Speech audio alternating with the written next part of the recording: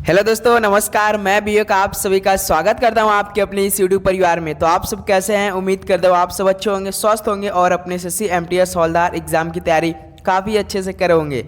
तो साथियों, जैसा कि आज हो चुका आपका 3 सितंबर, यानी हम लोग का एग्ज़ाम स्टार्ट हो रहा है साथियों 30 सितंबर से लेकर 14 नवंबर के बीच में। तो साथियों, अब यहाँ से हमारे पास मुश्किल से 25 से 26 दिन बाकी रह गया है। तो दोस्तों, आज की सेशन में उसी परीक्षा के देखते हुए जो कि मोस्ट इंपॉर्टेंट जो आपके पेपर में प्रश्न बनेंगे और जिस तरह से एसएससी एमटीएस एग्जाम बार बार सॉल्व बनाता है और जिस पैटर्न में बनाता है, जिस टॉपिक से बनाता है, आज इस सेशन में टोटल हम लोग उसी टॉपिक से 80 प्रश्न करने वाले हैं। याद रखिए दोस्तों, आज की इस सेशन में हम लोग 10 टॉपिक कवर करने वाला है। एक टॉपिक से आपको 10-10 क्वेश्चन देखने को मिलेगा।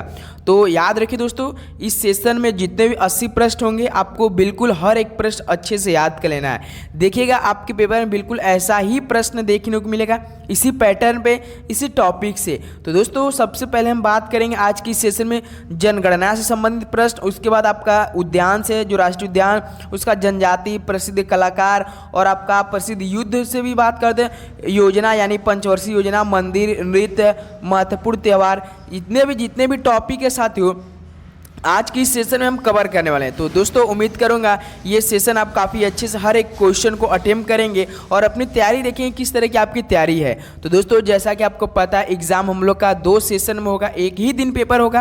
45 मिनट का समय दिया जाएगा आपको।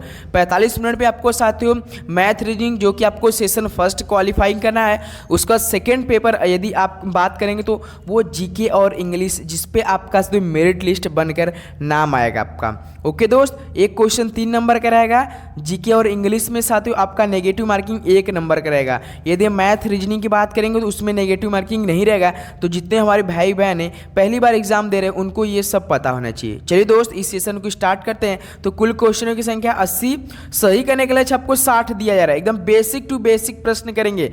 भाषा आपका क्या रहेगा, यानी लैंग्वेज हिंदी रहने वाला है। नोट यहाँ पे आप पढ़ लीजिए, रट कर ही जाना हाल में। तो तैयार रहेगा दोस्तों। देखिए, टारगेट विथ विवेक के नाम से हमारा टेलीग्राम ग्रुप है। अभी तक आप ज्वाइन नहीं किए तो डिस्क्रिप्शन में पहला लिंक दिया गया, आप वहां से ज्वाइन कर दीजिए। डेली साथियों हम लोग का क्यूज देख लीजिए आप लोग। टाइम शेड्यूल थोड़ा सा तो चेंज किया हमने। डेली क्यूज 11:30 AM पे और शाम को 7:10 PM पे किया गया है। ओके दोस्त, तो चलिए इस सेशन को स्टार्ट करते, फटाफट देखें हर एक सवाल को। ओके, आप लोग, उम्मीद करूंगा जिस भी सवाल का आपको जवाब आ रहा है वो हमें आप लोग राइट ऑप्शन कमेंट बॉक्स में देंगे।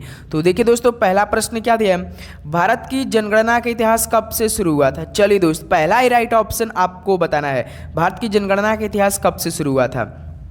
तो याद रखिए दोस्त, ये 1800 में शुरू हुआ था। तो इस तरह से सी ऑप्शन क्या हो जाएगा हम लोग का, बिल्कुल राइट ऑप्शन हो जाएगा।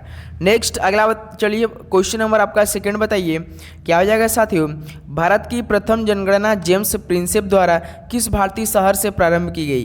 तो साथियों, जो भारत की प्रथम जनगणना यानी जेम्स प्रिंसेप द्वारा किस भारतीय शहर से प्रारंभ की गई? तो याद रखिए दोस्त, आपका एक तो इलाहाबाद में स्टार्ट की गई थी और आपका बनारस में। तो इस तरह से डी ऑप्शन क्या हो रहा है आपका, ए और बी आपका बिल्कुल राइट ऑप्शन हो जाएंगे। ओके, चलिए अगला बताइए साथियों, क्वेश्चन नंबर आपका थर्ड देखिए क्या है, फटाफट देखेंगे साथियों और आप लोग फटाफट याद भी करते चलेंगे। आप सेशन में बने रहिएगा, हम आपको पूरा 80 एकदम आसान भाषा में याद करवा देंगे। क्वेश्चन नंबर थर्ड देखिए, 2011 की जनगणना के अनुसार भारत का लिंगानुपात कितना है? तो साथियों, 2011 की जनगणना के अनुसार भारत का लिंगानुपात कितना है?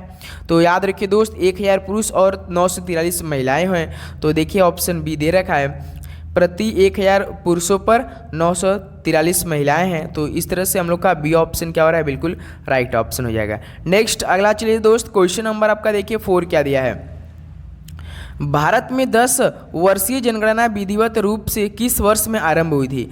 तो साथियों, आपको बताना है कि भारत में जो 10 वर्षीय जनगणना विधिवत रूप से किस वर्ष में आरंभ हुई थी?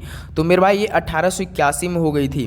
कब? 1881 में। तो यहाँ से देखिए बी ऑप्शन क्या हो रहा है हम लोग का, बिल्कुल राइट ऑप्शन हो रहा है। चलिए दोस्त, अगला सवाल देखते हैं। क्वेश्चन नंबर आपका देखिए 5 क्या दिया है, भारत में निम्नलिखित में से किस केंद्र शासित प्रदेश का जनसंख्या घनत्व सबसे अधिक है? तो भाई साहब बताइए कि भारत में किस केंद्र शासित प्रदेश का जनसंख्या घनत्व सबसे अधिक? केंद्र शासित प्रदेश की यहाँ पे बात करा है, सभी को पता होगा दोस्तों, वो अपना दिल्ली है। तो इस तरह से क्या हो जाएगा, सी ऑप्शन बिल्कुल करेक्ट ऑप्शन हो जाएगा।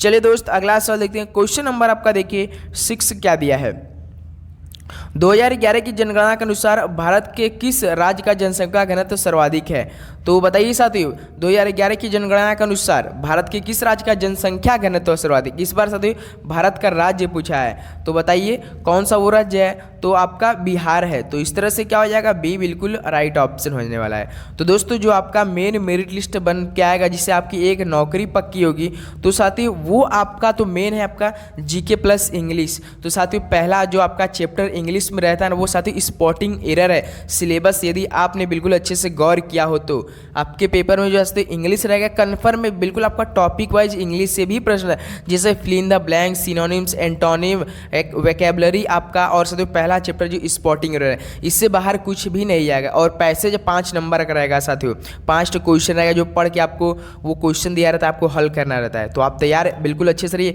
एक क्वेश्चन 3 नंबर का रहता है, 25-25 क्वेश्चन रहेगा। नेगेटिव मार्किंग 1 नंबर का। जैसे निम्नलिखित में से किस एक राज्य में साक्षरता का उच्चतम स्तर है? तो बताइए साथियों निम्न में से किस एक राज्य में साक्षरता का उच्चतम स्तर है? राइट ऑप्शन, ऑप्शन के हिसाब जाएंगे साथियों, मिजोरम, बंगाल, गुजरात, पंजाब, ऑप्शन के हिसाब से बताएंगे साथियों। वैसे यदि हम बात करेंगे एक राज्य जो कि भारत में सबसे अधिक साक्षरता वाला राज्य, तो पहले नंबर पे कौन है?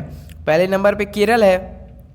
यदि हम परसेंटेज की बात कर लेते हैं तो साथियों इसमें 93.5% है साक्षरता आपका। उसके बाद दोस्त दूसरे नंबर पे कौन है? सभी को पता होगा। दूसरे नंबर पे दूसरे पे आपका लक्षद्वीप है, तीसरे पे आपका मिजोरम है। तो देखिए यहाँ पे मिजोरम दे रखा है, तो हम लोग ऑप्शन ए को लॉक कर देंगे। याद रखिएगा लक्षद्वीप में साथियों जो आपका केंद्र शासित है 92% है, और आपका मिजोरम में 91.58 के करीब है। तो याद रखिएगा, तो यहाँ से ए ऑप्शन हम लोग का राइट ऑप्शन हो जाएगा।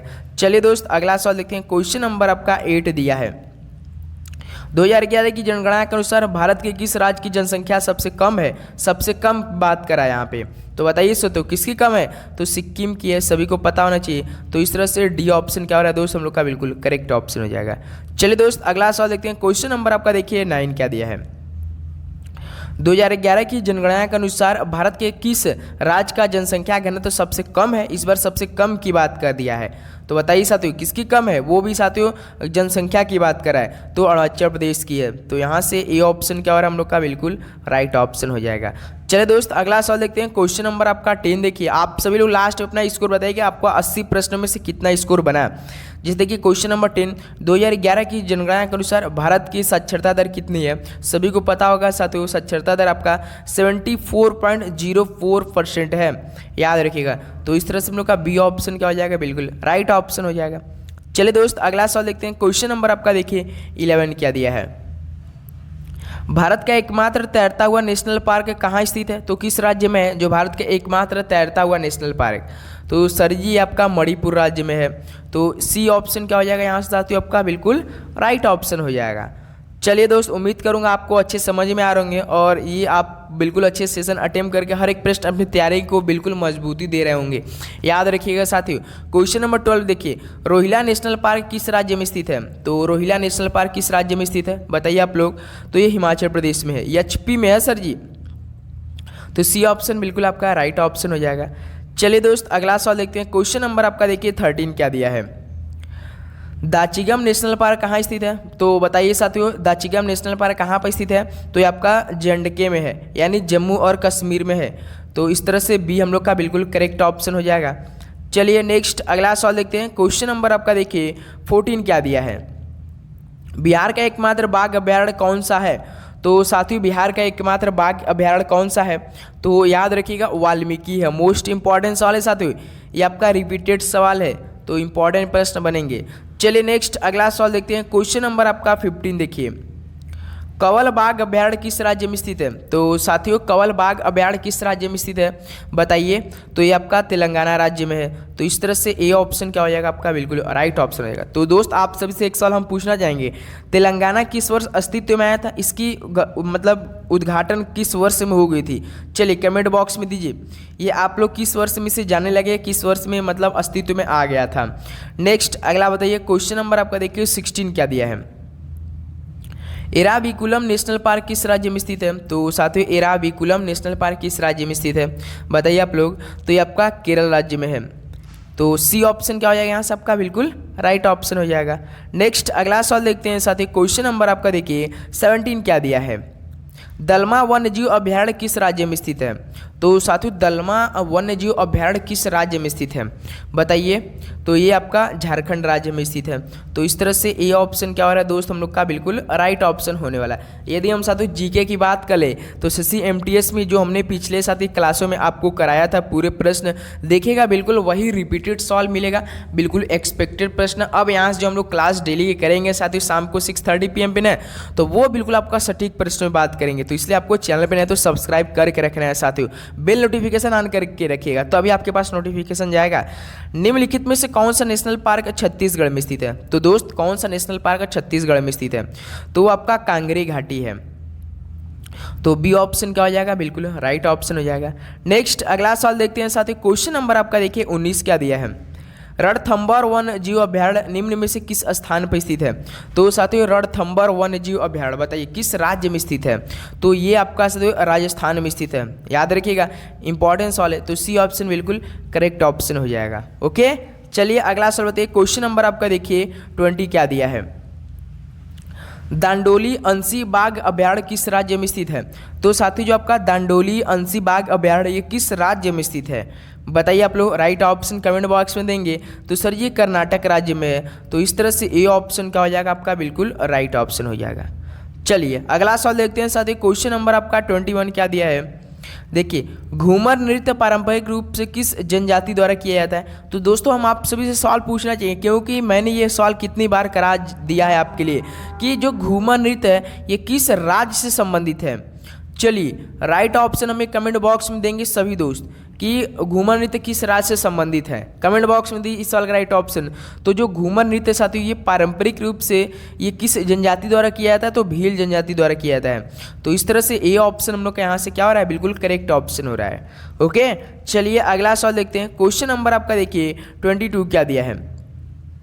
अंगामी जनजाति किस राज्य से संबंधित है जो कि सेकेरनई नामक उत्सव मनाती है। तो साथियों अंगामी जनजाति किस राज्य से संबंधित जो कि सेकेरनई नामक उत्सव मनाती है।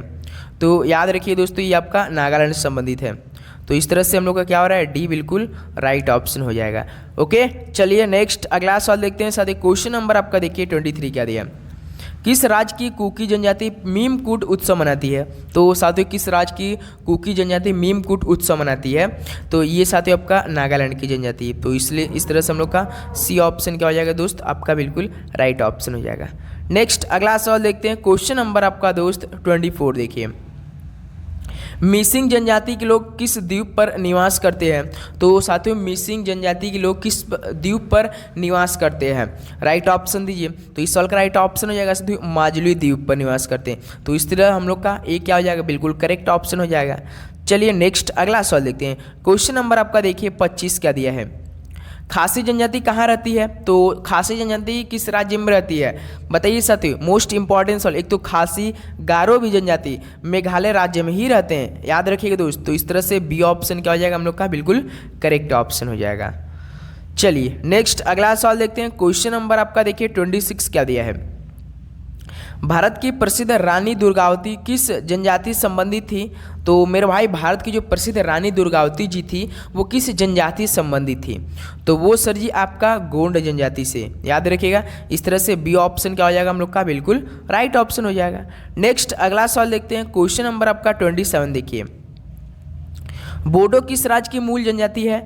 तो साथियों बोडो किस राज्य की मूल जनजाति है। राइट ऑप्शन क्लिक करेंगे तो याद रखिएगा असम राज्य की है।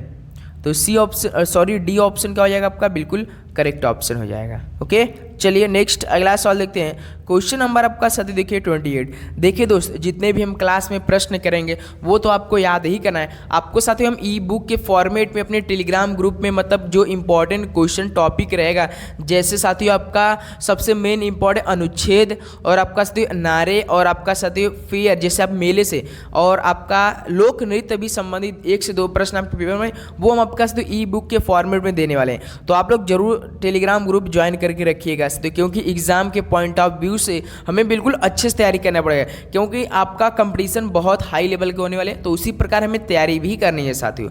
तो आप लोग तैयार रहिएगा।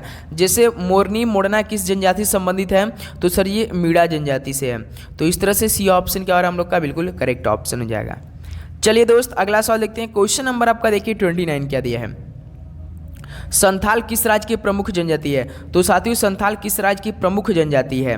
तो याद रखिए दोस्त ये आपका वेस्ट बंगाल की है, यानी पश्चिम बंगाल की है। तो सी ऑप्शन करेक्ट ऑप्शन हो रहा है। नेक्स्ट अगला सवाल देखते हैं दोस्त। क्वेश्चन नंबर आपका देखिए 30 क्या दिया है। नीसी जनजाति किस राज्य से संबंधित है? तो साथियों नीसी जनजाति किस राज्य से संबंधित है? तो याद रखिए अरुणाचल प्रदेश से संबंधित है। तो इस तरह से ए ऑप्शन क्या हो रहा है हम लोग का बिल्कुल राइट ऑप्शन हो जाएगा। चलिए दोस्त अगला सवाल देखते हैं। क्वेश्चन नंबर आपका देखिए 31 क्या दिया है। जाकिर हुसैन किस वाद्य यंत्र से संबंधित है? तो साथियों जाकिर हुसैन किस वाद्य यंत्र से संबंधित रखते थे? तो वो रखते थे, सभी को पता होना चाहिए दोस्त, आपका तबला से। तो करेक्ट ऑप्शन सी नंबर का हो जाएगा। चलिए दोस्त अगला सवाल देखते हैं। क्वेश्चन नंबर आपका देखिए 32 क्या दिया है। राधा रेड्डी और राजा रेड्डी किस नृत्य के प्रसिद्ध समर्थक हैं? तो सर जी आपका राधा रेड्डी और राजा रेड्डी वो किस नृत्य के प्रसिद्ध समर्थक हैं? तो कुचिपुड़ी के हैं। मोस्ट इंपॉर्टेंट सवाल, एक पेपर में आपका कुचिपुड़ी से आएगा, एक पेपर में सवाल किसी किस शिफ्ट में आएगा। ऐसा नहीं कि हर शिफ्ट में वही सवाल रिपीट होगा, केवल 25 ही क्वेश्चन आएगा। टॉपिक तो आपको सबसे अधिक है। मान लीजिए किसी शिफ्ट में नृत्य से आ गया तो अगले शिफ्ट में नृत्य से संबंधित प्रश्न ना पूछे, ऐसा भी हो सकता है। तो आप लोग बिल्कुल हर एक टॉपिक को पढ़ के जाएंगे, किसका लक वहाँ किसका साथ दे, कैसा लक रहेगा, इस पर डिपेंड करेगा बिल्कुल आपका लक कब साथ देगा, जब आप बिल्कुल अच्छे से तैयारी किए रहेंगे। सभी को पता होगा दोस्त। देखिए क्वेश्चन नंबर 30, कुंचु कुरूप किस नृत्य शैली के लिए जाना जाता है? तो साथियों कुंचु कुरूप किस नृत्य शैली के लिए जाना जाता है? तो याद रखिए ये आपका कथक कली के लिए। तो सी ऑप्शन क्या हो जाएगा बिल्कुल करेक्ट ऑप्शन हो जाएगा। नेक्स्ट अगला सवाल देखते हैं साथियों। क्वेश्चन नंबर आपका देखिए 34 क्या दिया है। गोपाल प्रसाद दुबे ने किस नृत्य के लिए पद्मश्री अवार्ड जीता था? तो बताइए दोस्त गोपाल प्रसाद दुबे जी ने किस नृत्य के लिए पद्मश्री अवार्ड जीता था? तो वो छऊ के लिए जीता था। ऑप्शन है क्या करेंगे हम लोग बिल्कुल राइट ऑप्शन। चलिए दोस्त आप सभी से एक सवाल और हम पूछना चाहेंगे। लावड़ी किस राज्य का लोक नृत्य है? राइट ऑप्शन क्लिक करेंगे सभी दोस्त, किस राज्य का है ये हमें आप लोग राइट ऑप्शन कमेंट बॉक्स में देंगे सभी दोस्त। लावड़ी कहाँ का लोक नृत्य है यानी नृत्य है? ओके कमेंट बॉक्स में दीजिए इस सवाल का राइट ऑप्शन। होमवर्क में रहेगा HW लिख कर आप लोग हमें सवाल का जवाब दिया कीजिए, ऐसा हम देखते हैं कौन बिल्कुल सही दे रहा है। देखिए क्वेश्चन नंबर 35, प्रसिद्ध नृत्यांगना गुलाबो सपेरा को किस नृत्य के लिए जानी जाती हैं? तो दोस्त प्रसिद्ध नृत्यांगना गुलाबो सपेरा किस नृत्य के लिए जानी जाती हैं? तो वो जानी जाती है कालबेलिया की। तो सी ऑप्शन क्या हो जाएगा बिल्कुल राइट ऑप्शन। कालबेलिया कहाँ का है दोस्त? ये आपका राजस्थान का है। नेक्स्ट अगला सवाल देखते हैं। क्वेश्चन नंबर आपका देखिए 36 क्या दिया है। पंडित राम नारायण किस वाद्य यंत्र से संबंधित है? तो साथियों पंडित राम नारायण किस वाद्य यंत्र से संबंधित है? तो बताइए। तो याद रखिए सारंगी के लिए ये हैं। तो सी ऑप्शन क्या हो जाएगा बिल्कुल करेक्ट ऑप्शन हो जाएगा। नेक्स्ट अगला सवाल देखते हैं दोस्त। क्वेश्चन नंबर आपका देखिए 37 क्या दिया है। भारत में लागू की गई अंतिम पंचवर्षीय योजना कौन सी है? तो दोस्तों ये सवाल हमने आपसे शायद पूछा था कि भारत में लागू की गई अंतिम पंचवर्षीय योजना कौन सी है मेरे भाई। तो आपकी जो 12वीं थी ना दोस्त ये थी। तो इस तरह से सी ऑप्शन क्या हो जाएगा आपका बिल्कुल करेक्ट ऑप्शन हो जाएगा। नेक्स्ट अगला सवाल देखते हैं दोस्त। क्वेश्चन नंबर आपका देखिए 38 क्या दिया है। हैरोल्ड डोमर मॉडल का पालन किस पंचवर्षीय योजना में किया गया था? सबसे पहले आपके पेपर में सवाल पूछता है कि पहली पंचवर्षीय योजना की टाइम पीरियड क्या थी? तो याद रखिए दोस्त 1951 से लेकर 1956 तक था, ये 5 सालों का था। तो मोस्ट इंपॉर्टेंट सवाल है। तो हैरोल्ड डोमर जो मॉडल इसका पालन किस पंचवर्षीय योजना में किया गया था? तो टोटल आपका जो पहली ही पंचवर्षीय योजना में किया गया था, पहली आपका जो पंचवर्षीय योजना थी। तो इस तरह से ए ऑप्शन क्या हो रहा है हम लोग का बिल्कुल करेक्ट ऑप्शन हो जाएगा। नेक्स्ट अगला सवाल देखते हैं। क्वेश्चन नंबर आपका देखिए 39 क्या दिया है। न्यूनतम आवश्यकता कार्यक्रम को किस पंचवर्षीय योजना के दौरान पेश किया गया था? तो साथियों जो न्यूनतम आवश्यकता कार्यक्रम को किस पंचवर्षीय योजना के दौरान पेश किए गए थे बताइए? तो ये आपका दोस्त 5वीं पंचवर्षीय योजना पेश किए गए थे। तो इस तरह से हम लोग का करेक्ट ऑप्शन सी हो जाएगा। चलिए दोस्त अगला सवाल देखते हैं। क्वेश्चन नंबर आपका देखिए 40 क्या दिया है।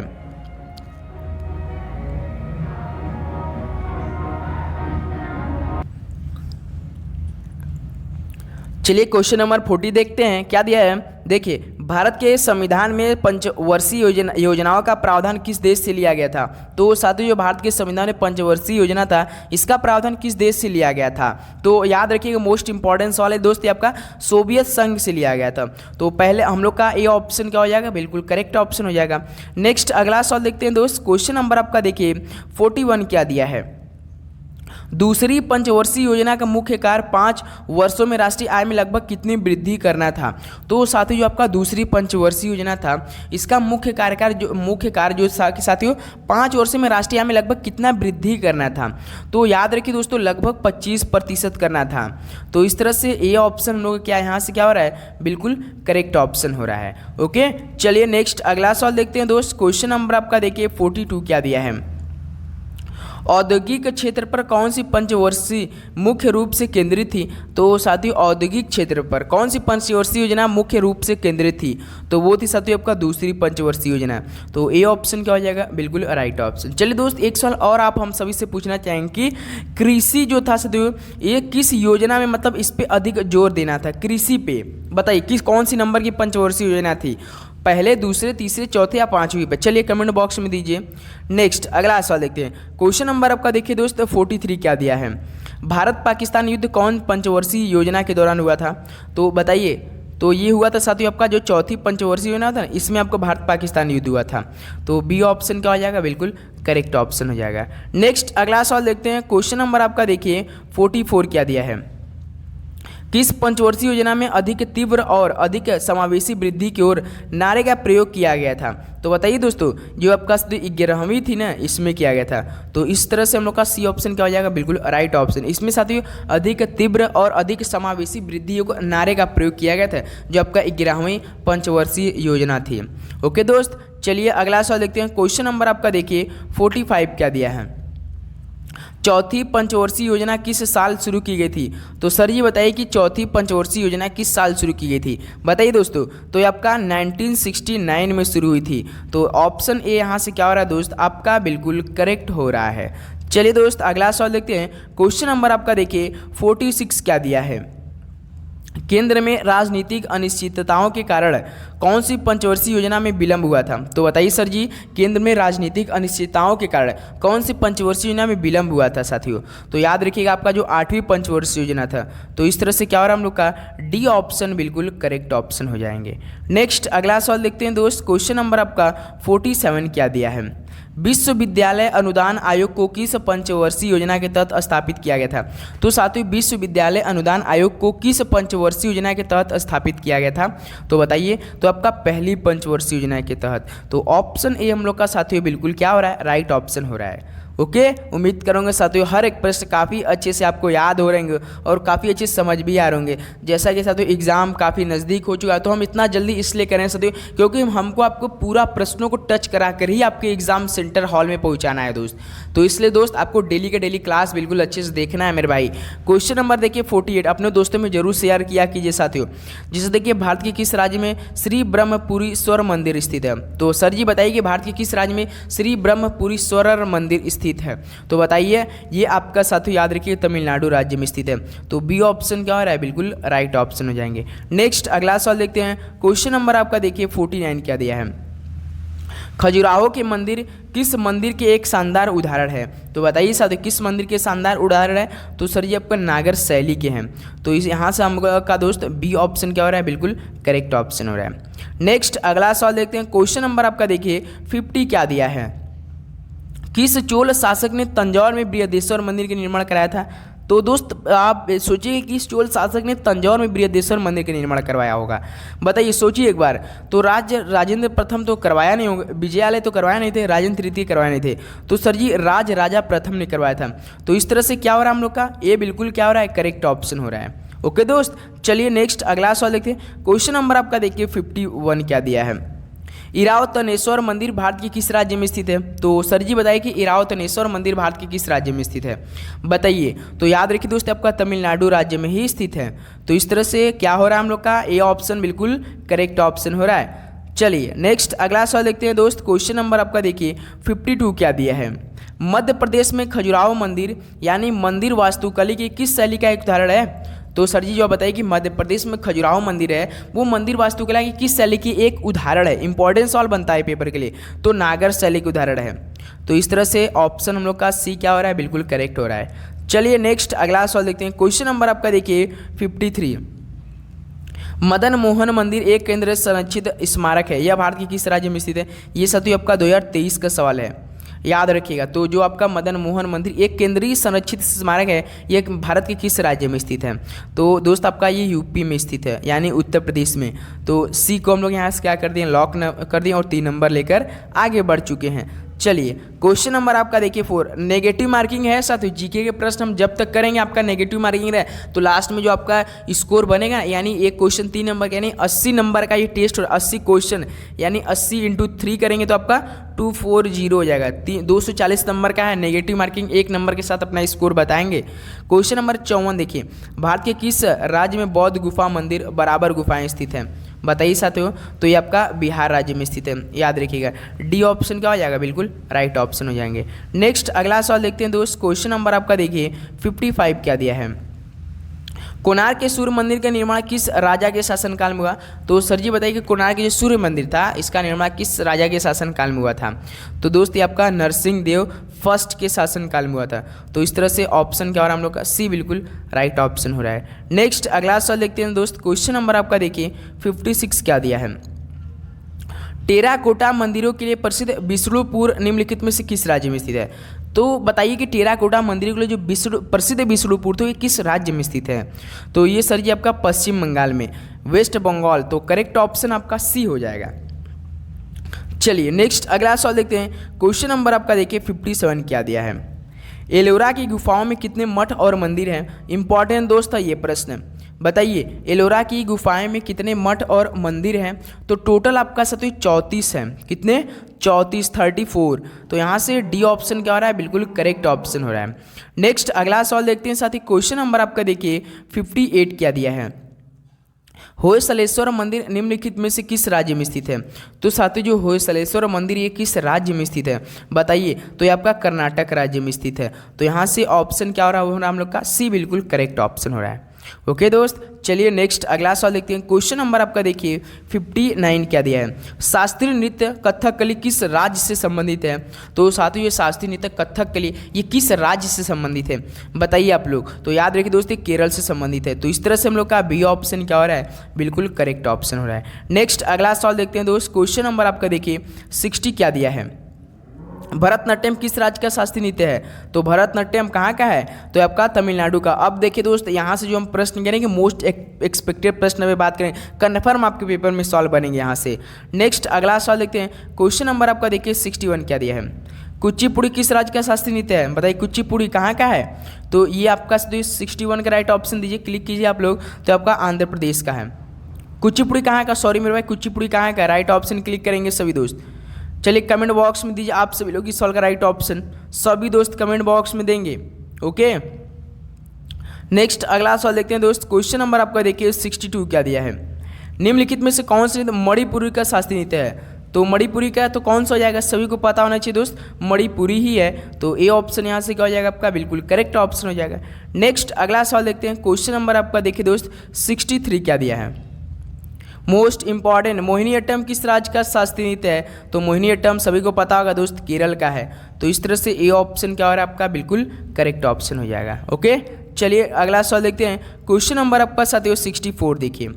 सत्रिया किस राज्य का शास्त्रीय नृत्य है? मोस्ट इंपॉर्टेंस, कन्फर्म आपके पेपर में छपेगा सवाल। सत्रिया किस राज्य का शास्त्रीय नृत्य है? तो याद रखिए दोस्तों आपका असम राज्य का है। तो इस तरह से डी क्या हो रहा है हम लोग का, बिल्कुल करेक्ट ऑप्शन हो रहा है। नेक्स्ट अगला सवाल देखते हैं दोस्त। क्वेश्चन नंबर आपका देखिए 65 क्या दिया है? कथक निम्न में से किस राज्य का शास्त्रीय नृत्य है? तो बताइए कथक कहाँ का है?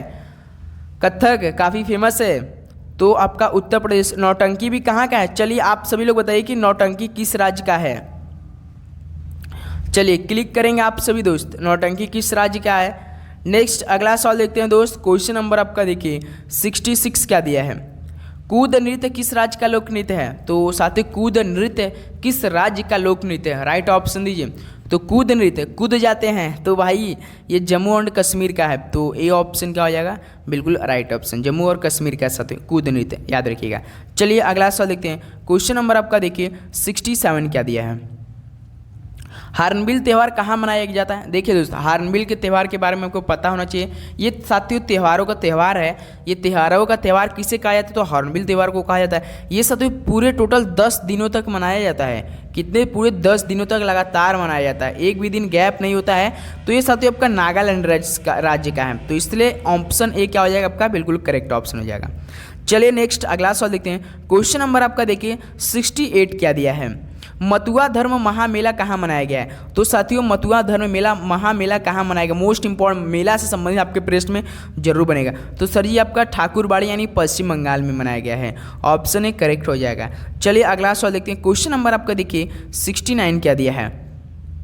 पुष्कर ऊंट मेला किस राज्य में आयोजित हुआ है? तो साथियों पुष्कर ऊंट मेला किस राज्य में आयोजित हुआ है? तो ये आपका साथियों किस राज्य में हुआ है? तो याद रखेंगे मोस्ट इंपॉर्टेंट ये राजस्थान में। ऑप्शन भी ये राजस्थान अलग ही दिया है, तो ये ऑप्शन हम लोग क्या करेंगे? क्लिक करेंगे। नेक्स्ट अगला सवाल देखते हैं साथियों। क्वेश्चन नंबर आपका देखिए 70 क्या दिया है?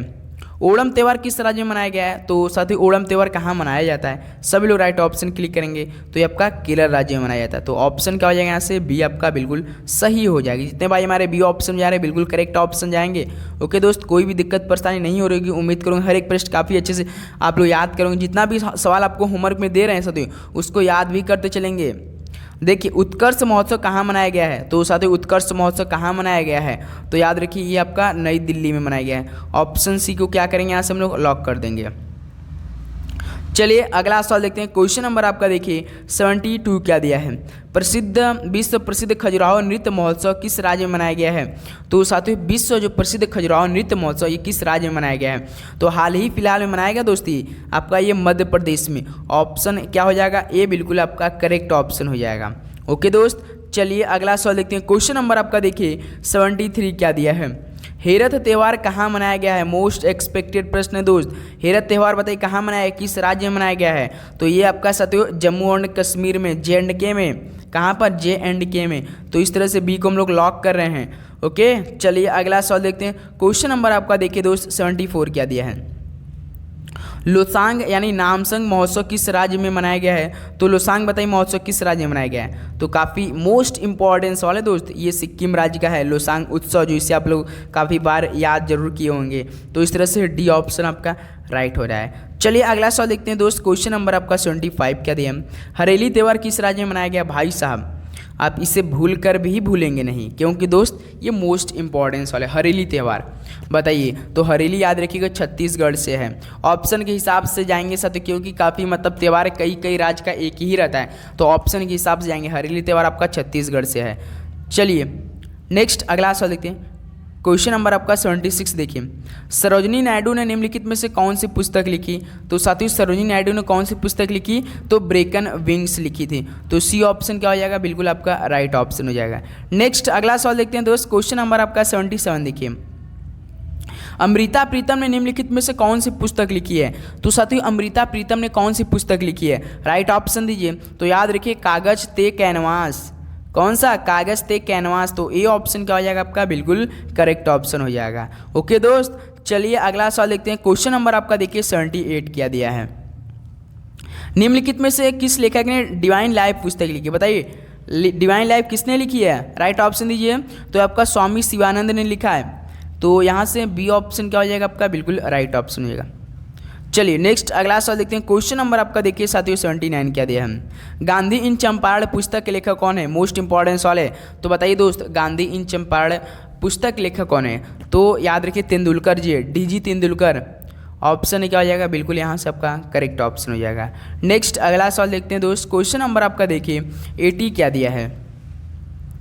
निम्नलिखित में से किस लेखक ने इंडिया आफ्टर नेहरू पुस्तक लिखी है? तो साथियों किस लेखक ने इंडिया आफ्टर नेहरू पुस्तक लिखी है? राइट ऑप्शन क्लिक करेंगे। तो याद रखिए दोस्त इंडिया आफ्टर नेहरू पुस्तक लिखी है कुलदीप नैयर ने। तो इस तरह से हम लोग का सी ऑप्शन क्या हो जाएगा? बिल्कुल राइट ऑप्शन हो जाएगा। तो साथियों ये टोटल 80 प्रश्न कंप्लीट हो चुका, जो कि 10 टॉपिक से कवर हमने किया, जो कि मोस्ट एक्सपेक्टेड बार बार प्रश्न पूछे जा रहे थे। तो बताइए दोस्त, आप सभी के 240 नंबरों में से इस टेस्ट से आप लोग का कितना स्कोर बन पाया, सभी दोस्त बताएंगे अपना अपना स्कोर। चलिए बताइए, क्या आप लोग किसी प्रश्न में डाउट रहा तो बताइए दोस्त, किसी भी क्वेश्चन में डाउट हो तो प्लीज़ दोस्त आप हमें कमेंट बॉक्स में दीजिए, उसका हम आपको बिल्कुल सटीक से जवाब बताएंगे। ओके दोस्त, इसलिए जो भी मिस्टेक हुई उसके लिए सॉरी दोस्त, क्योंकि बिल्कुल आपके लिए यार मेहनत करके हमने रेडी क्लास किया दोस्त, एकदम बिल्कुल ईमानदारी से किया दोस्त। कोई भी मतलब 1% का जो इसमें था मेहनत हमने नहीं मतलब रोकी, हर 100% देने का प्रयास किया दोस्त। इसलिए आप लोग से सभी इससे रिक्वेस्ट की, चैनल पे नहीं तो सब्सक्राइब करके लाइक कर दीजिएगा, जिससे मुझे मोटिवेट मिले हो सकते, और हम आपके लिए बिल्कुल शानदार से शानदार क्लास प्रोवाइड करने का प्रयास करें, जो डायरेक्ट आपके पेपर में ही प्रश्न बनेंगे। ओके दोस्त, तो बताइए आप सभी कितना स्कोर बना, वो भी माइनस मार्किंग के साथ, 1 नंबर का माइनस मार्किंग रहेगा आपका पेपर साथियों। टोटल आपका साथियों 1.5 घंटा का पेपर रहेगा, जो कि आप कंप्यूटर पर जब बैठेंगे तो सेशन फर्स्ट और सेशन सेकंड में बांट दिया जाएगा। जो कि सेशन फर्स्ट में आपको सबसे पहले मैथ रीजनिंग देखने को मिलेगा, जो कि साथियों वहाँ पे आपको केवल 40 क्वेश्चन, जो कि आपको केवल क्वालिफाइंग करना रहता है, उसको 40 में से सब लोग इसको क्वालिफाइंग करते हैं। उसके बाद उसी पे आपको दोस्त मिलेगा 45 मिनट का, जो कि मेन रहेगा आपका जीके प्लस वो आपका इंग्लिश रहेगा। एक क्वेश्चन 3 नंबर का, यहाँ पे दोस्त आपका 25-25 क्वेश्चन रहेगा। वहाँ पे दोस्त आपका लेकिन 20-20 क्वेश्चन, लेकिन यहाँ पे 25-25 क्वेश्चन रहता है। एक क्वेश्चन 3 नंबर यानी 150 नंबर का आपका जो आपका मेन पेपर रहेगा वो रहेगा जीके प्लस इंग्लिश पे। तो आपको अधिक से अधिक फोकस करना है जीके प्लस इंग्लिश पे। तो चलिए दोस्त, इस सेशन को यही समाप्त करते हैं, अपनी तैयारी बिल्कुल जारी रखें। एक भी दिन मिस्टेक से आप लोग बिल्कुल भूल कर भी सोचे मन नहीं करते तो नहीं पढ़े, बिल्कुल ऐसा नहीं करना है, क्योंकि जो हम लोग का रिवीजन करने का क्षमता हो, जो हम लोग का दिमाग रहता है वो सिकुड़ जाता, मन नहीं करता अगला दिन। आपने देखा होगा अगर एक दिन नहीं पढ़े तो अगला भी दिन नहीं पढ़ने का मन करता है। इसलिए दोस्त जो आप तैयारी करें बिल्कुल उसको जारी रखिएगा, एक भी दिन मिस ना कीजिएगा। ओके दोस्त, चलिए तो मिलते हैं एक नए सेशन साथ कल 11:30 में, बिल्कुल नए सेशन साथ। सभी को जय हिंद, वंदे मातरम, पढ़ाई करते रहिए, सभी को ऑल द वेरी बेस्ट, धन्यवाद।